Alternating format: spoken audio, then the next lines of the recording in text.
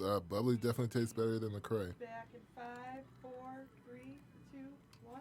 Hi, welcome to Refrigerated Diaries, keeping the people engaged. You let us know what's going on in your diary. Walking in here, Ellen gave me an amazing hibiscus LaCroix.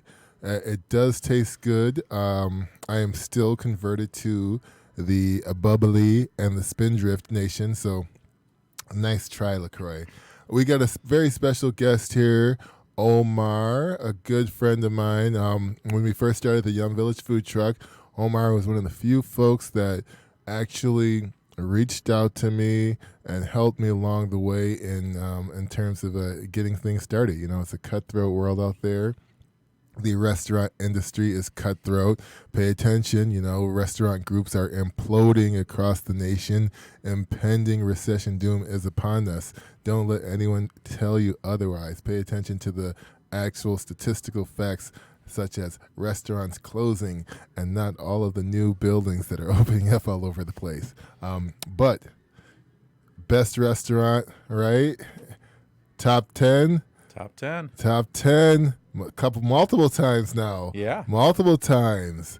Say Saffron Detroit, North African cuisine, you know, and we're doing a lot of the same things on opposite sides of the town.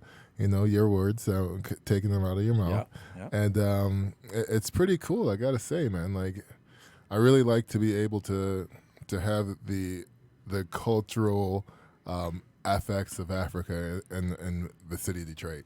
Yeah, definitely. So, you know, for me, I think that it's funny. I tell this story to everyone, and it's like 10 years ago when you would go out to, like, we're sitting here eating Bangkok 96. This was one of my favorite Thai restaurants. Shout out Genevieve. Shout out Genevieve, yes. Awesome chef. But like 10 years ago when you're like, yeah, I went and had some larb, they'd be like, oh, you went and had Chinese food? Like, nah, dude, that's Thai.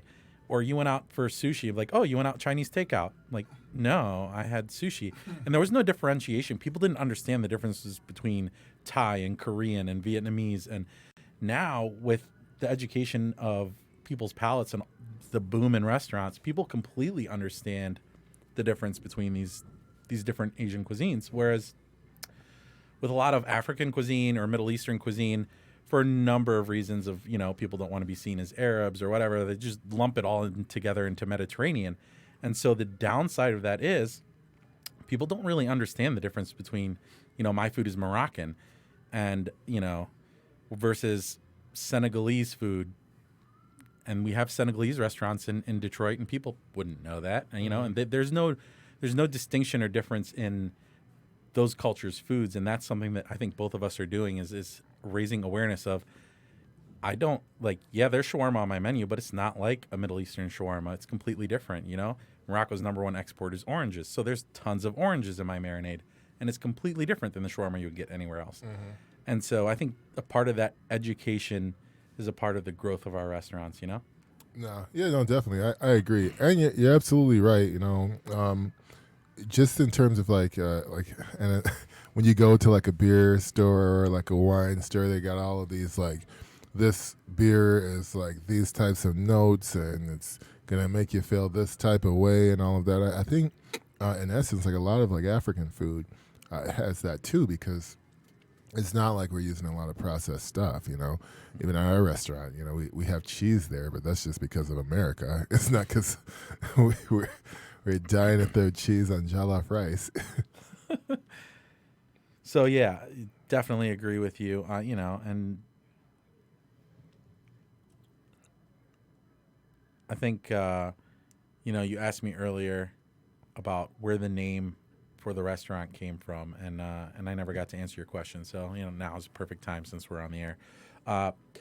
The way I came up with Saffron Detroit is a lot of people know, most people know that Detroit was a French city, right. You know, so hence the Detroit. But what a lot of people don't know is that a lot of those North African countries were occupied mainly by the Egyptians in the Middle East, but the ones that are far enough west were also occupied by the Spanish and the French and the Portuguese. And so they have a lot of culinary influences that the rest of the Middle East doesn't have. So for Morocco, for example, They were occupied by the French for a long time, which is why I decided to go with the French pronunciation of Detroit.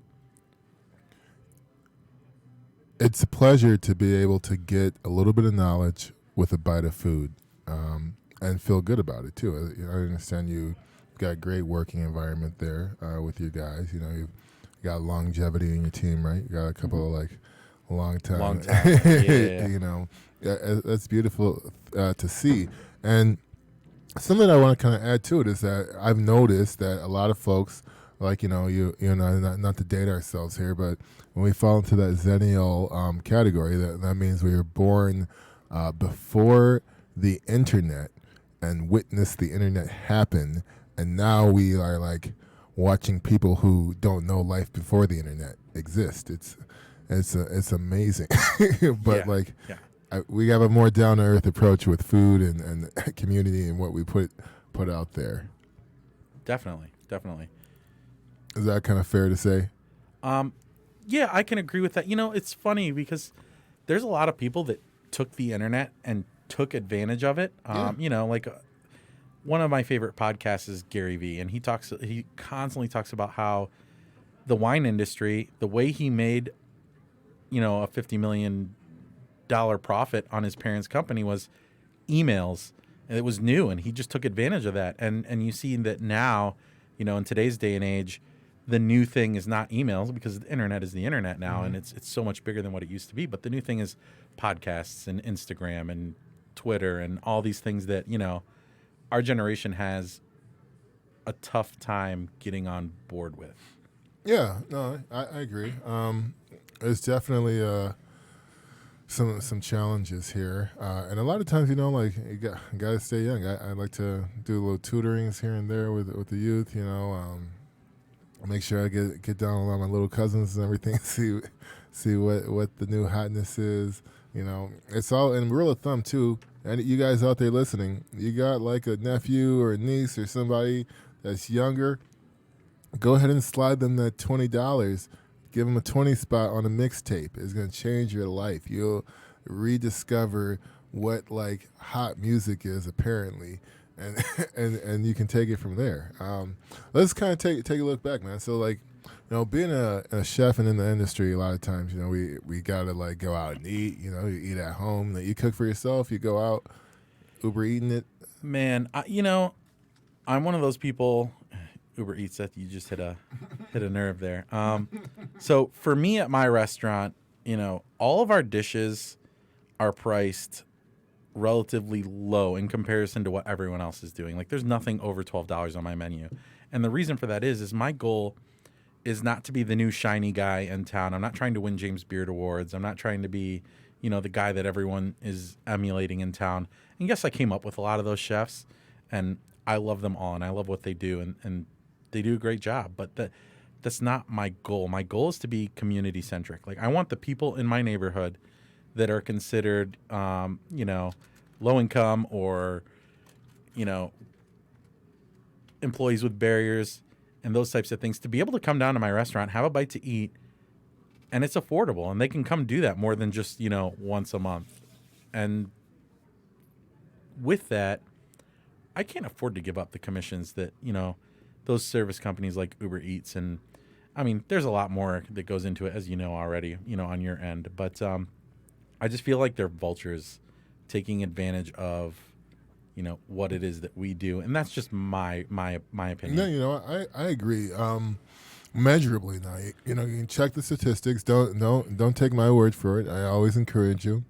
Fact check me. I will guarantee I'll come out a little higher than most that start publicizing out here. But in 2016, mobile ordering, so ordering online and also through mobile, surpassed phone call based ordering. So it's ordering in a restaurant directly related to making a phone call.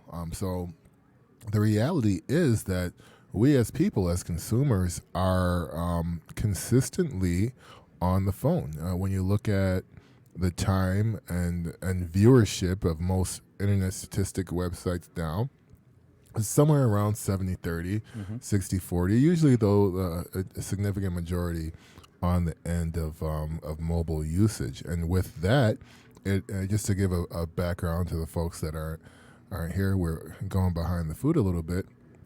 You do the math. If you've got an Uber Eats company that is sitting here taking what do they take, 30%? Something like that, yeah. Yeah, they take like 30% from your gross.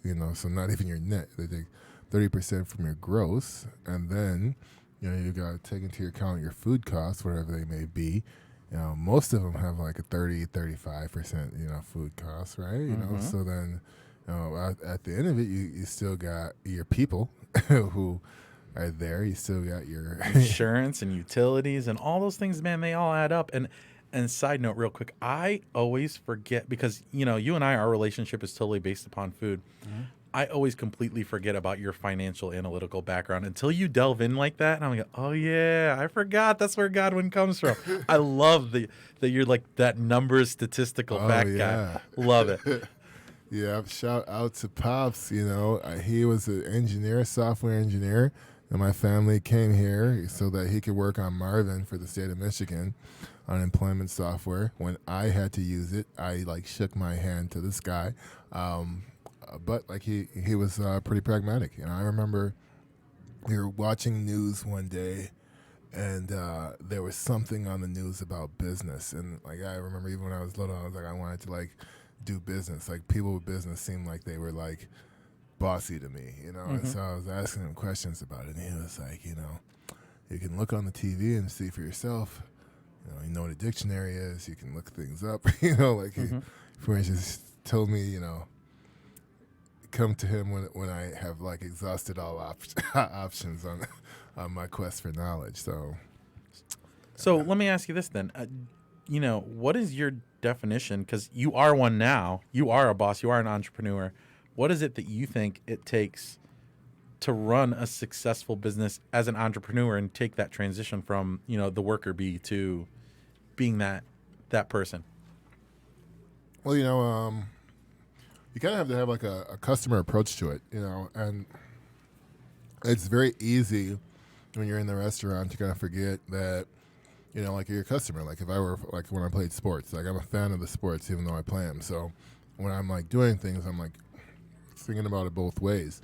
And so when you're in the kitchen, seeing all the things that need to be done and kind of going along that way, you've almost got to do a really good job of not I'm not sure how to say it, but ignoring the mess and efficiently making decisions. So there's I used to play a lot of puzzle games, and so brain-based puzzle games. I recommend you guys try them out. But there's one in particular called the train, and so you've got I think the minimum start is 8 trains, and of these 8 trains, there are I think maybe 15 matrix points where the tracks can change direction, and so you have to effectively and efficiently get all of these trains to their destinations, and all of those trains start from the very same track. So you have to kind of go through and move them around to get them all back to there. So it's very crazy, but that's kind of how I think about the restaurant industry. You have to dive in and get things done. That's a given. But you have to also do it in a way where if someone is washing dishes and they finish washing dishes, that person is going to do a couple of things. They're either going to wash the dishes and then also mop and clean around that area, and then they'll find something else to do, or they'll wash the dishes, they'll mop and clean around that area, then they'll ask you for something to do, or they'll just kind of wash the dishes and then that's it. So you find yourself more of a micromanager than a macro manager currently in your point in your career. You know what?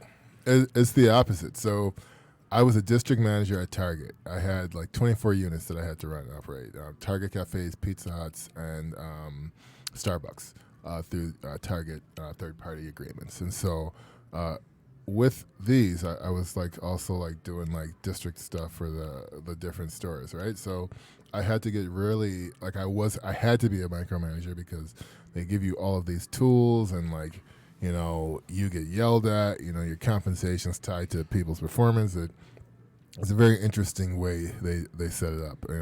But in that role, I kind of learned that it's better to empower. Just That's because, exactly where I was trying to get to. yeah, you have to empower. And so at our restaurant, we do a lot of things a little different. We have earned sick leave. We have paid time off. We have 401k matching after a year. We also have direct primary care coverage for all of our workers after that's awesome. 3 months. And we do training. So we do classes and courses. And so after, I think, 6 months, everyone has access to videography classes, photography classes, coding, and writing. So that if they want to, do pictures for us on Instagram or Facebook or whatever, they're empowered to do so. And we've got classes to make sure they do it right. That's awesome. So, yeah, one of the biggest issues in our industry right now from all the chefs that we know, and we see it 50 million times a day, is, oh, I need cooks, or, oh, I need this, or, oh, I need that. And I think a part of people's problem in the industry, in my opinion, is they focus on, I need more staff, I need more staff, I need more staff, I need more staff, when what they should be focusing on is employee retention. Because if your staff is happy and it's not always monetary, people don't get that. Yeah, some of it's money driven, but it's not always money driven. When people feel empowered to make those decisions or do things on their own, and one of the other big things is, I feel like there's so much, you did this wrong, and people getting yelled at in the kitchen all day, every day, and it's hot and it's sticky, and you're always in the weeds, and there's never anybody giving that positive encouragement, like, man, you did a really good job on the line today. And people need to hear that. Yeah. People need to hear that. If we focus on retaining our employees and treating them right, then we don't have to constantly go out and find new ones. And that's something that's huge. And I want to sit down after this podcast and talk to you a little bit more about your benefits package, because I feel like that's something that is missing in this industry. How many people don't take a job, or they're like, I sold out, I work at a country club now because I needed the benefits. I'm like, I've had to deal with it. Yeah. Just pay for the benefits now. I'm just like, fuck it. Yeah, I mean, and so it's like, how do you fit that into your cogs? And there's so many, just parts and things that need to be balanced with that, with just keeping your people happy. If you keep them happy, they don't leave. And when people see your restaurants had the same staff for forever, they're going to want to come work for you. Definitely. We're going to take a quick break here. When we get back, we're going to dive back into this. We're going to talk a little bit more about ordering like a boss at a restaurant and everything in between when we get back on Refrigerated Diaries. Yeah, man, these folks, man. I think that we'll probably I'm going to start going into more of like the you stuff. So we're going to talk about you personally, Okay. So what you like? Like, what's the last thing you've cooked lately? What's the best kind of thing you've eaten in a while? What do you think of the restaurant trends books that come out?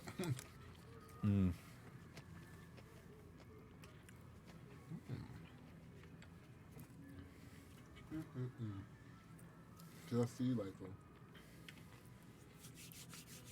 What's that? That's delightful. I'll take a quick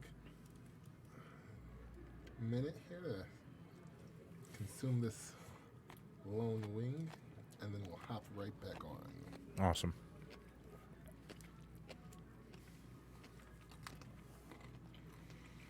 I mean, I think though that you should probably, because you're like on Food Network and like the Travel Channel and stuff. So I was on Food Network, not Travel Channel, but yeah. I thought you were on a couple of them.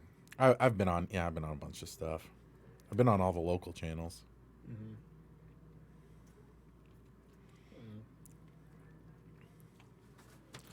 Hassan's the TV whore. Oh. He's the one who's been on everything. Hello? Hey, what's going on, brother? How you doing? I have a question. What's so hard? Just a tattoo of an album on my leg. Ah. Like via email or Tell you via how long text this was. message?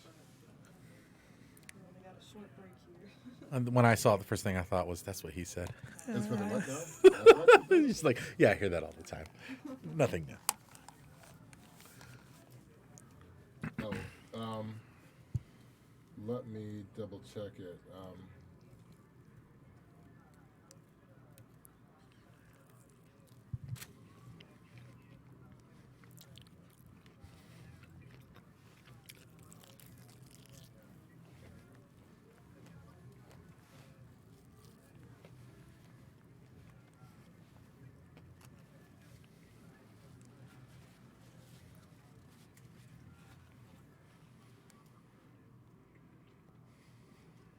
Yeah, I don't have it.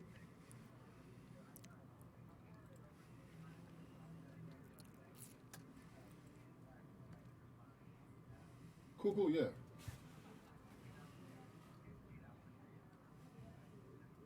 Yeah, for sure. Sounds good, yeah. We're just finishing up the podcast, and I'll get to it. No, no, it's all good. Yeah, I'll no, all good.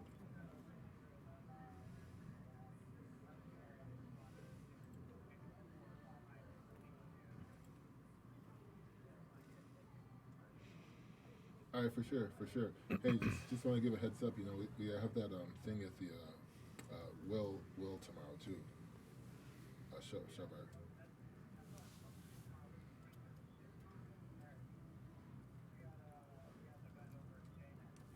Mm-hmm.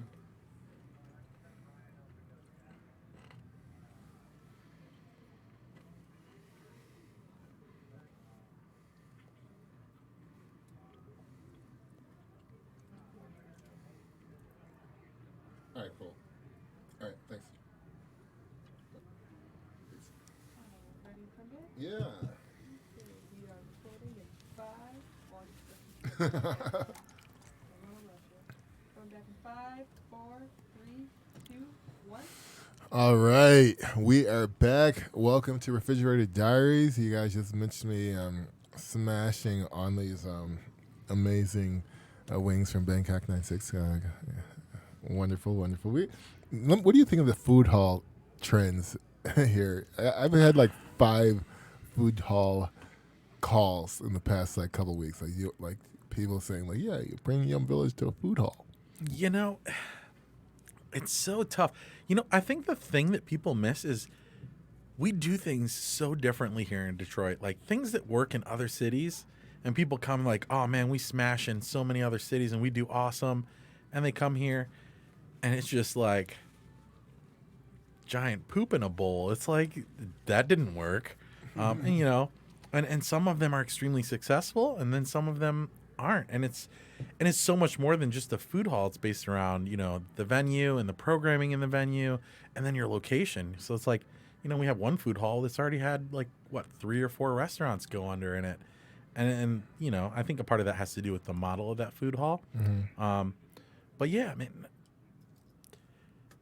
they're a good concept, but they need to make it work for our market, you know, and I think that's the missing piece. Right. No, definitely. Speaking of missing pieces here, so no, Monday we're closed at the restaurant, and we've been doing a lot of like prep and things like that. Mm-hmm. So I'm coming back from running who knows where, and I get back to the Uber Eats team just in the restaurant. There's like 7 or 8 of them. They're all fresh out. You know what? I don't know where they're fresh out of. They seemed a little on the younger side, but old enough to be able to go to a bar. And they were there just trying to learn the Detroit market, you know, like genuinely. They were asking a lot of questions to us, and I'm like, are you guys trying to brain dump us? Like, what's the point of this? And the answer given was, we just want to learn about the Detroit market. We just want to. Because you would not believe how many concepts that work in every other market just don't work here. We work differently than like, you know, that whole Detroit hustles harder thing, and like people are like, man, you guys are so cliche. And you have but it's so true. We think and work differently than other cities. It's just not the same as, you know, New York, DC, LA. They have population density, and we have population, but Detroit is a huge city, and that population's super spread out. And so it's like, you know, ordering an Uber Eats in New York from a mile away is like ordering an Uber Eats here from 6 or 7 miles away, and they don't get that. You know, the same geo tracking, all that stuff. Just it doesn't work in our market because we don't work the same as other places. Definitely not. Definitely not.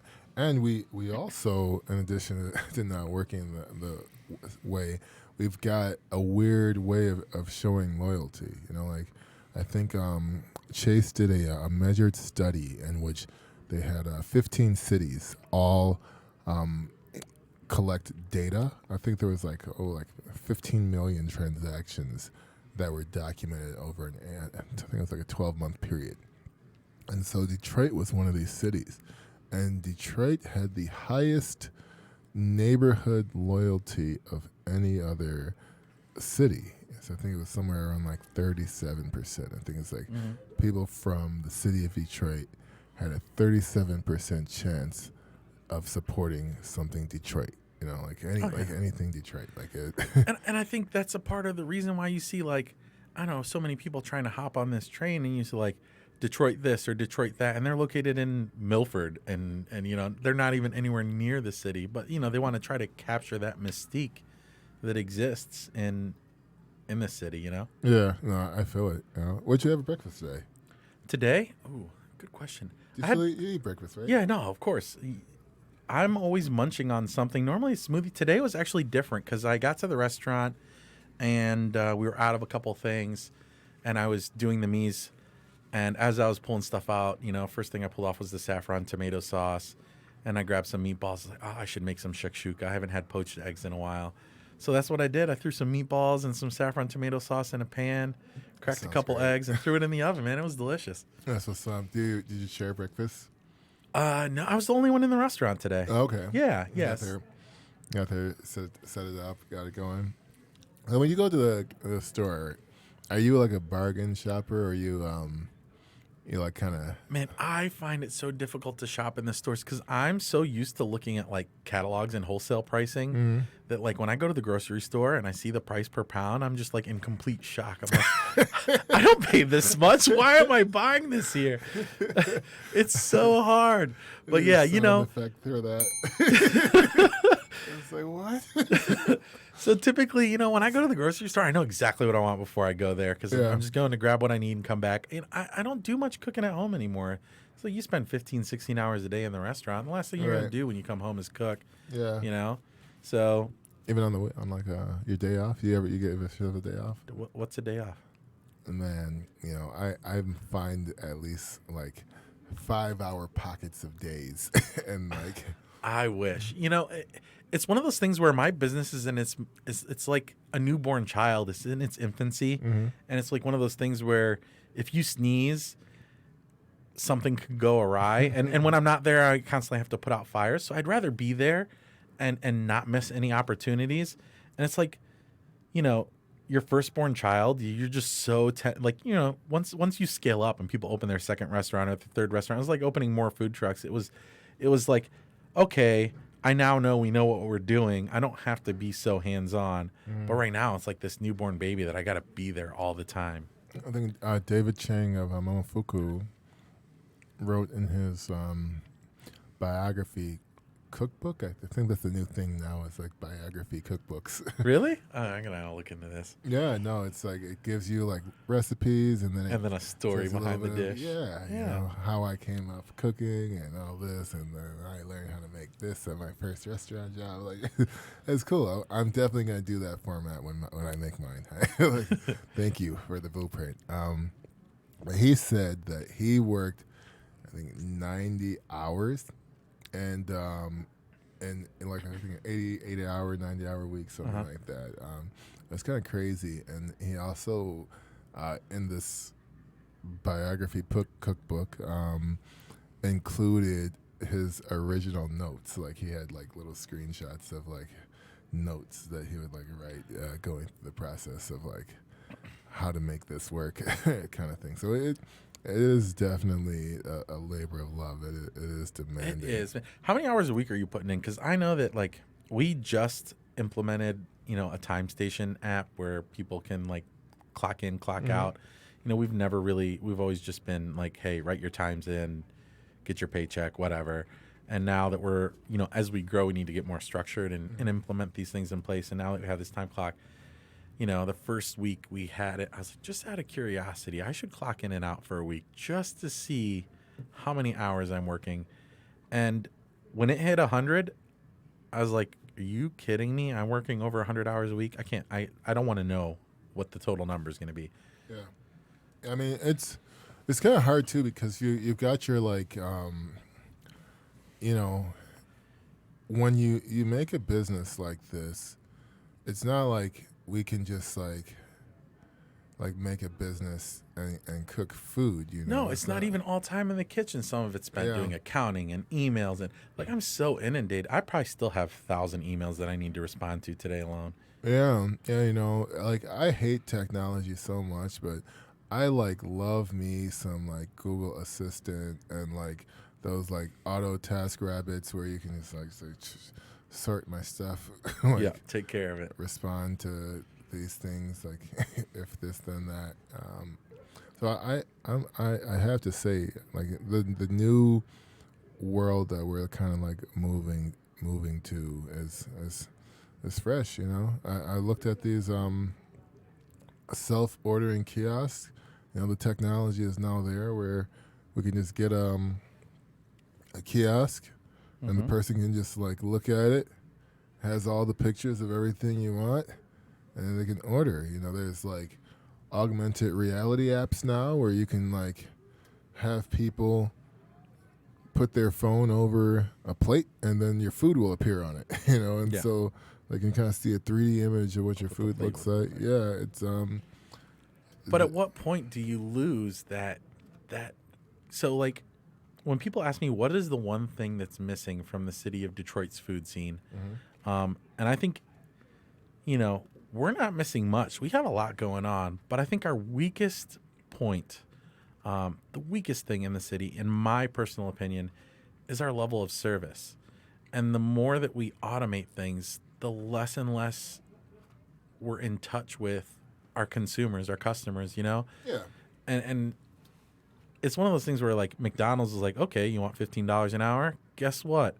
We're just going to replace all of you with these automated kiosks. And there's, and there's robots that cook full meals now. You can see the videos on YouTube. It's like, all right, so eventually you're telling me the whole restaurant's going to be run by one guy, I mean, but this is like, so we got to kind of like keep all the facts too, right? So like gas prices are going up. When gas prices go up, delivery goes up. When delivery goes up, cost of foods also go. So all of those things. So like that happens. In addition to that, the cost of things going up. Now we also have to increase our prices, right? Of course. So no one's making any more money out here, though. Like no. The amount of money that people are making is staying the same. And so eventually, if we keep going up on our prices, there's going to have to be a breaking point where something's going to give. And I can guarantee you it's not going to be the consumer. And so at that point, we've got to almost just be prepared for like the stuff that's going to happen, So I don't look at it as like the service dropping. I kind of see it as you just have somebody in there who can now just focus on answering questions about the food, describing the experience and what we've been through. Like they can walk through the line and prep people up and get them ready to order. So when they get to the kiosk, so you're still focusing on the experience, just in a different way. Yeah, instead of me having that person be at that register, like, spending like majority of their time doing things with people that like it can be it's like the bank tellers. Like when the first automated bank ATM machine came to be, every single teller out there was like saying, they're gonna lose but now it's like it's just there to assist, and so the thing with the automation is it's gonna happen. It's got to happen because we need it, because otherwise we're gonna get priced out. Yeah. Well, so you said earlier, that people are so connected to their phones now, and just that's the way everybody's moving. And, I look at it as we are one of the few industries that will always remain DTC. Will always be direct to consumer, no matter what. I mean, food is one of, like, restaurants will always exist. Everything else can move to online. Everything else can afford to move to online. But food is something that will always exist in restaurant format. And so what's going to separate, and this is something that I internally think about all the time. Like, I'll be laying up at night and like, so my struggle right now is trying to add more technology and add, work on my media and my marketing and add more things to my business, like hey, we need to add a podcast. Hey, we need to do some Instagram marketing. Hey, we need to do some Facebook ads or Insta ads or whatever the case may be. And how do I juggle all of that and still, focus on that customer experience, which I feel like, you can either enhance it with those tools or you can kind of ruin it with those tools. That's true. And it's so tough to decide, what is the right thing, what is not the right thing. Because so many people are just putting out content, and their content,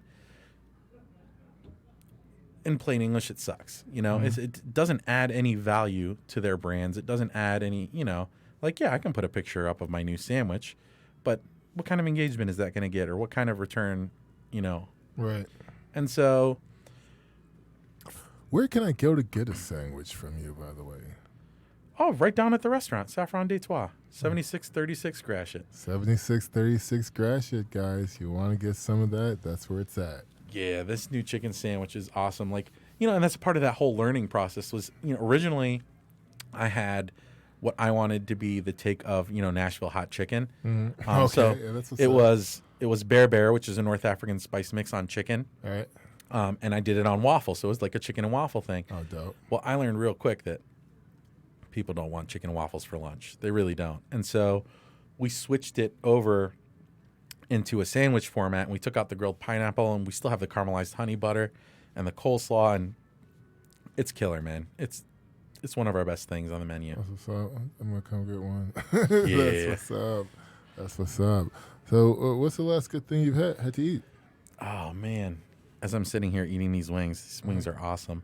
The last good thing I ate, to be honest, was in Chicago, and I have a guilty obsession. Most chefs are known for eating like foie gras and hoity-toity things. But for me, I am a fan of the humble hot dog. I've always been a lover of hot dogs, man. Hot dogs are my thing. So, I had a really good dirty water dog on the street of Chicago with the neon green relish. It was amazing. That was the last amazing thing I ate. Where did that come from? It's just a street cart on the street. I couldn't even tell you the name of it. So your obsession for hot dogs, where'd that come from? Oh, man. So growing up as a kid, I'm Muslim, so I couldn't eat hot dogs. And, there were always things that, like I wanted to know what pepperoni tasted like, and I couldn't have that, because it's made out of pork. Right. And so when I got a little bit older, that was one of the first consumer products that got turned into, an all beef thing because it was easy for them to do. And when I had one, the first one I ever had, I think it was deep fried, and it was so good that I love hot dogs. Life changing. It was. And you know what hot dogs are made of, too. Like, that's the thing. Like, people, like, in the kitchen, I'm like, it never ceases to amaze me. I'm like, my goodness. I'm with you, though. I like peanut butter sandwiches and fried chicken. Like, I'm like, going for it. I got to inspect it, make sure it's tasting right, So, before we close, any things that you want to kind of let the folks know? Oh, man. No, man, this has been awesome to come in here and be able to just talk with you because, we're always so busy that just to spend some time together and chit-chat is amazing.